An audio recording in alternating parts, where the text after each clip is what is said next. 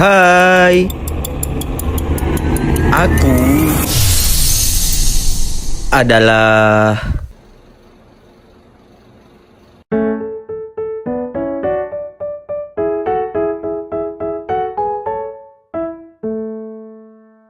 opiniku adalah perjalananku sejauh ini yang menemani tanpa meminta imbalan, yang tulus merangkul dengan erat, dan tentu tidak merespon dengan nafsu yang meledak. Juga aku secara sadar menyatakan bahwa tak ada yang menjembataniku dengan ikhlas. Sekalipun keadaan sedang ramai dan sepi, senang atau bahagia, apalagi rasa takut, cemas, dan sedih menyelimutiku. Segalanya akan berbicara dengan jujur, karena sebagai landasan akan menguatkanku sepenuhnya, bercermin pada opiniku, serta pada teks yang tidak menjelma dalam hal apapun. Karena jika perasaan sedang kacau, aku merayakannya sendiri, tidak menari dalam bayang-bayang yang sedih, tapi hanya tenggelam dalam tinta pena dan selembar kertas di depan mataku. Lalu aku memulai tanpa memilih jalur dan tak meminta menyelesaikan apa yang telah berjalan. Namun,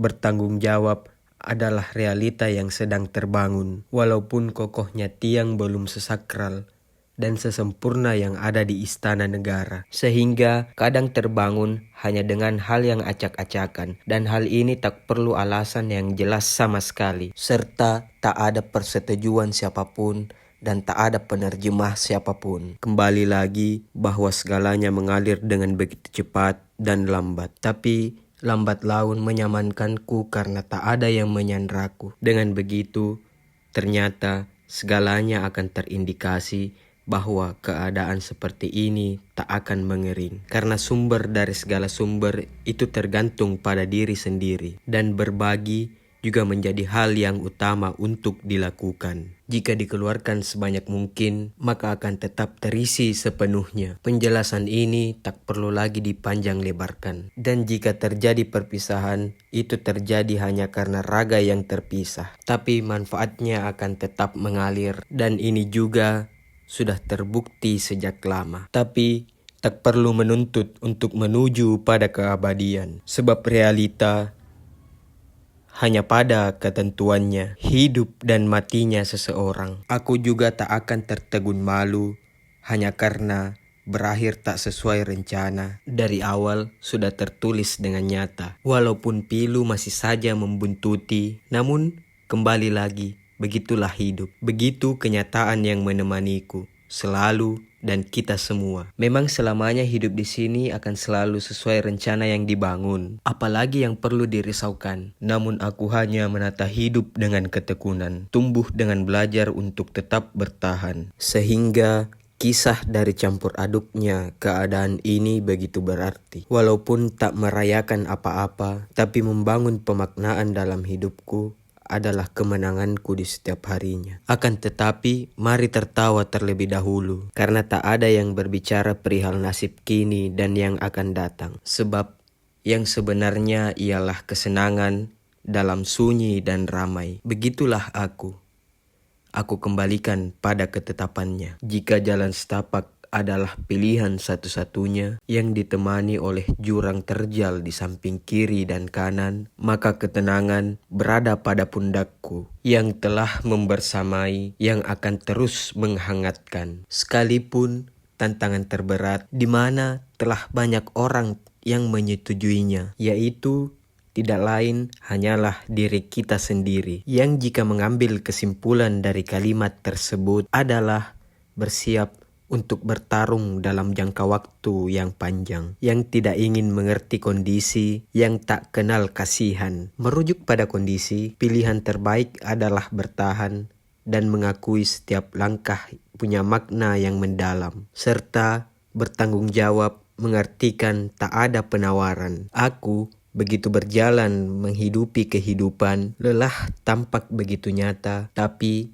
akan tampak lebih baik jika jujur adalah kawan sehidup semati. Langkah pertama memang begitu penting. Sepenting-pentingnya langkah pertama, kesalahan akan tetap membuntuti. Langkah kedua tak begitu berarti, tapi penyesalan sudah berada dalam genggaman. Langkah ketiga akan mengagetkan keadaan, karena kenyataan sudah sangat terasa. Jika ditelaah lebih dalam, rasa-rasanya tidak ada yang istimewa kan, tapi lebih mendalam lagi, jika tak berbuat apa-apa, sedangkan waktu terus menuntut, maka akan lebih tidak menyehatkan. Juga bukan berarti tak memikul beban, malahan akan lebih memberatkan keadaan. Kendati keadaan semakin rumit, alangkah lebih baik untuk saat ini berbuat sesuatu agar menyehatkan. Walaupun sebenarnya tak bernilai apa-apa, tapi karena kebebasan adalah ruang yang tak terhingga, maka berjalan sambil memikul dalam ruang yang tak terhingga akan sangat bijak pada setiap langkahnya. Dan jika mengamati dan mencermati,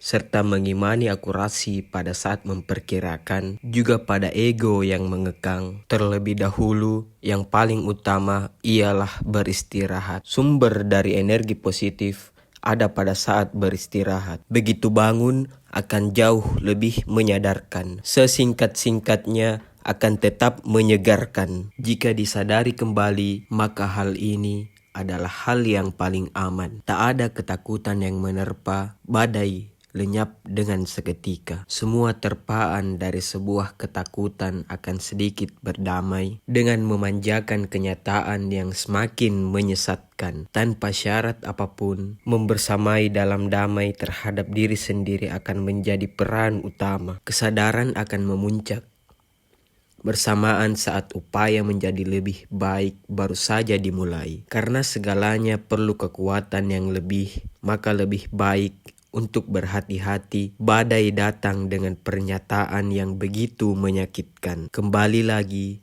bahwa ketenangan selalu mendampingi, dibantu dengan damai yang selalu menyayangi jiwa, yang mendarat mulus pada setiap landasan dan mencium mesra pada setiap keadaan. Serta terima kasih telah membersamai, sekalipun kekuasaan bertengger pada ego dalam diri kita, tapi yang lemah dan lembut justru menguasai diri kita. Begitu menyadari banyak rupa yang terjadi dalam hidupku, sedikit demi sedikit juga menyingkirkan nafsu yang akan meledak pada setiap waktu. Aku menyatakan bahwa segala bentuk rupa hanyalah kiasan, tapi menyenangkan karena teks demi teks menyeimbangkanku. Rupa pada amarah menerjang kedamaian, rupa pada kemunafikan memantulkan penyesalan, dan rupa pada kemalangan menjerumuskan kehampaan. Sehingga banyak perbincangan, banyak kebimbangan menerpa, dan setelah itu